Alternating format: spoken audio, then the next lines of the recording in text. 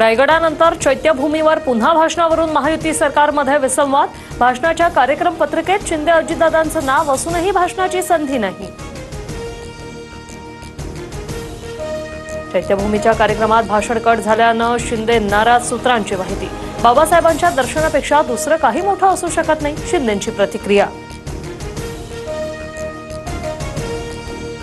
फुले चित्रपटाच्या वादाबद्दल फडणवीस का बोलत नाही, संजय राऊतांचा सवाल। तर संजय राऊतांच्या मनातला जातीवाद प्रत्यक्षात येऊ शकत नाही, चंद्रकांत पाटलांचं प्रत्युत्तर।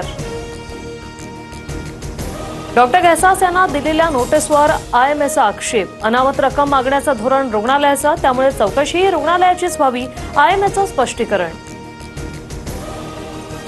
पुण्यातील सय्यदनगर भागात दहशत माजवणाऱ्या गुंडांची पुणे पोलिसांनी काढली धिंड। टिपू सत्तार पठाण, सद्दाम पठाण, एजाज इनामदार, नदीम खान या गुंडांची धिंड। टिपू पठाण आणि त्याच्या साथीदाराविरुद्ध तक्रार देण्याचं आवाहन। अकोला जिल्ह्यातील कौठा गावात भीषण पाणी टंचाई। शेजारी धरण असूनही गावात पिण्याच्या पाण्याची समस्या। हंडाभर पाण्यासाठी गावकऱ्यांची पायपीट। वादळी वाऱ्यामुळे अहिल्यानगर जिल्ह्यातील द्राक्ष बागांचं नुकसान। तर वादळी वाऱ्यामुळे द्राक्ष उत्पादक शेतकऱ्यांचं मोठ्या प्रमाणात आर्थिक नुकसान। नुकसान भरपाई देण्याची शेतकऱ्यांची मागणी।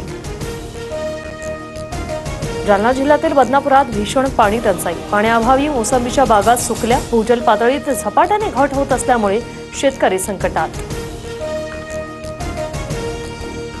मुंबई गोवा महामार्ग जूनपर्यंत 100% पूर्ण होणार। केंद्रीय मंत्री नितीन गडकरींना विश्वास।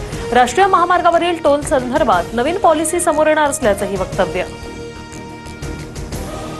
मुंबईतील टँकर चालकांचा संप अखेर मागे। टँकर चालक आजपासून पुन्हा कामावर रुजू होणार। रात्रभर टँकर चालवून पाण्याची समस्या दूर करणार, टँकर असोसिएशनकडून स्पष्ट।